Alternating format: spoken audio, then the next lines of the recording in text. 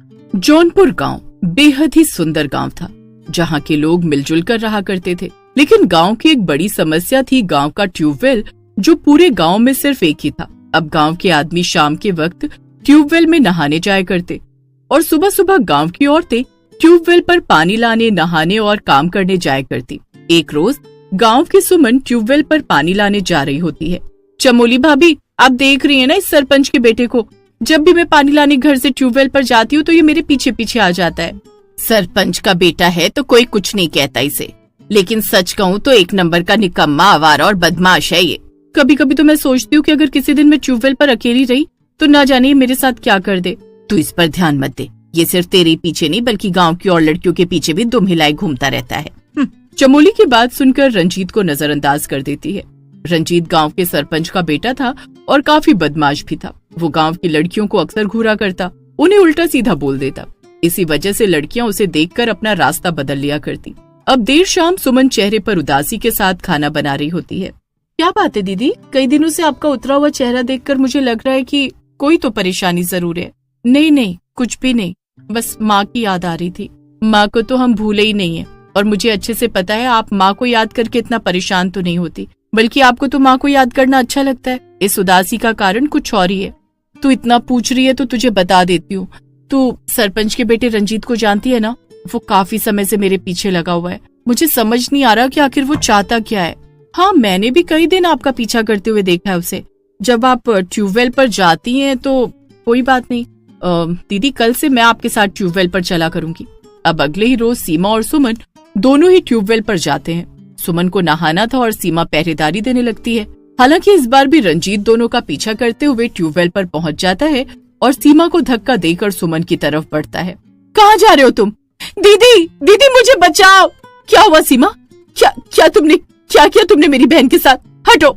इतना कहकर सुमन रंजीत को धक्का देती है, लेकिन रंजीत सुमन का हाथ पकड़ लेता है और हाथापाई में सुमन भी उस ट्यूबवेल पर गिर पड़ती है और उसका सर एक बड़े से पत्थर से जा टकराता है। सुमन को चोट लगते ही ढेर सारा खून बहता है और वो वहीं दम तोड़ देती है। दूसरी तरफ सीमा भी अपनी बहन को देखकर दम तोड़ देती है, क्योंकि उसे भी गिरने से गंभीर चोट लग चुकी थी और अपनी बहन को देखकर वो उस हादसे को बर्दाश्त नहीं कर पाती। ये क्या किया मैंने? इससे पहले कि कोई आ जाए और मुझे पकड़ ले, मुझे यहाँ से जाना होगा। इतना कर रंजीत वहाँ से दबे पांव अपने घर की तरफ निकल जाता है। वहीं दूसरी तरफ दोनों बहनों की मौत से पूरा गांव सन्न रह जाता है। अरे बाप रे, दोनों बिन माँ की बच्ची ना जाने कैसे ट्यूबवेल पर गिरकर इस दुनिया से ही चल बसी। मुझे तो समझ ही नहीं आ रहा। काकी, सोचने वाली बात है। दोनों बहन ट्यूबवेल पर गिरी हुई मिली थी, दोनों की मौत हो चुकी थी, लेकिन ऐसा कैसे हो सकता है? मैं तो कई दिनों से सरपंच साहब के बेटे को देख रही हूँ सुमन का पीछा करते हुए। कहीं उसने तो कुछ नहीं कर दिया? आज तो तूने अपने मुंह से ऐसी बातें कह दी हैं, आगे कभी ऐसा मत कहना। सरपंच बड़ा जालिम आदमी है। अगर गलती से भी कोई उसके बेटे पर गलत इल्जाम लगा दे तो वो उसे रातों रात गायब करवा देता है। ना जाने इस गांव में लोगों को कब न्याय मिलेगा, और इस डर से तो फिर कोई सुमन और सीमा के मौत के बारे में पता भी लगाने की कोशिश नहीं करेगा। समय के साथ सुमन और सीमा को मरे हुए महीनों बीत जाते हैं। गांव वाले भी उन दोनों की मौत को हादसा मानकर कुछ दिनों के लिए दुख जताते हैं और दोनों को यादों के साथ भुला देते हैं। अब एक रोज देर रात रंजीत अपने कमरे में बैठा होता है, तभी उसे उसके पीछे से किसी के गुजरने की आहट आती है। माँ, पिताजी, कौन है वहाँ? रामू काका, कौन मुझे डराने की कोशिश कर रहा है? तभी अचानक से उसके कमरे में रखा टीवी का रिमोट, खाने की प्लेट, उसका मोबाइल फोन सब हवा में था और अचानक से वो नीचे गिरकर चकनाचूर हो जाता है। रंजीत अपनी आंखों से ये सब देखकर भौंचक रह जाता है कि आखिर उसके साथ ये हुआ क्या। पिताजी कमरे में भूत है। पिताजी कमरे में भूत है। फिर से तूने ज्यादा नशा कर लिया है। क्या जरूरत है इतना नशा करने की? हर दिन गांव वाले तेरी शिकायत लेकर आ जाते हैं। वो तो मेरा खौफ है, तो वो सिर्फ इतना कहते हैं कि आज रंजीत बाबू ने ऐसा किया वैसा किया।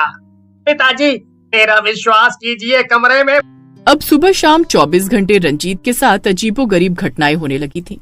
धीरे धीरे इस बात को 15-20 दिन बीत भी जाते हैं और रंजीत अपना मानसिक संतुलन खो देता है। उसके घर वाले भी उसे पागल समझने लगते हैं। वहीं दूसरी तरफ एक रोज सुबह सुबह गांव के ट्यूबवेल पर एक लाश मिलती है। इसे तो बिल्कुल सुमन और सीमा की तरह मारा गया है। देखो जरा सर से कितना खून बह रहा है। मुझे तो लग रहा है सुमन और सीमा को इंसाफ नहीं मिला है। उनके साथ जाने अनजाने में ये सब नहीं हुआ, बल्कि किसी ने जानबूझकर किया है। तभी तो गांव में ट्यूबवेल पर मौत हो रही है। अरे देख रहा है कितनी काई और मिट्टी जमी हुई है, पैर फिसल कर गिर गया होगा। और यहाँ जो बड़े बड़े पत्थर रखे हैं उस पर सर टकराने से इंसान दूसरा जन्म थोड़े ही लेगा। गांव में धीरे धीरे ट्यूबवेल पर हर 2 दिन पर एक लाश मिलने लगी थी। गांव के लोग उस मौत के बारे में चर्चा तो करते, लेकिन उसका समाधान निकालने की कोई भी नहीं सोच रहा था। वहीं दूसरी तरफ गांव का बुजुर्ग बिरजू इस समस्या से निजात पाने के लिए एक रोज तांत्रिक बाबा को गांव लेकर आता है। बहुत अच्छा किया जो आपने तांत्रिक को गांव में लाया, वरना किसी ने इस बारे में सोचा तक नहीं। अब तक गांव में कितनी मौत हो चुकी है, कोई इस बारे में सोच भी नहीं रहा है। कोई बात नहीं, सभी चीजों का समाधान निकल जाएगा। जिन तांत्रिक बाबा को मैं यहाँ लेकर आया हूँ वो ज्ञानी तांत्रिक बाबा हैं। उन्होंने बड़े बड़े भूत प्रेत चुड़ैलों को अपने बस में किया है। क्यों तांत्रिक बाबा?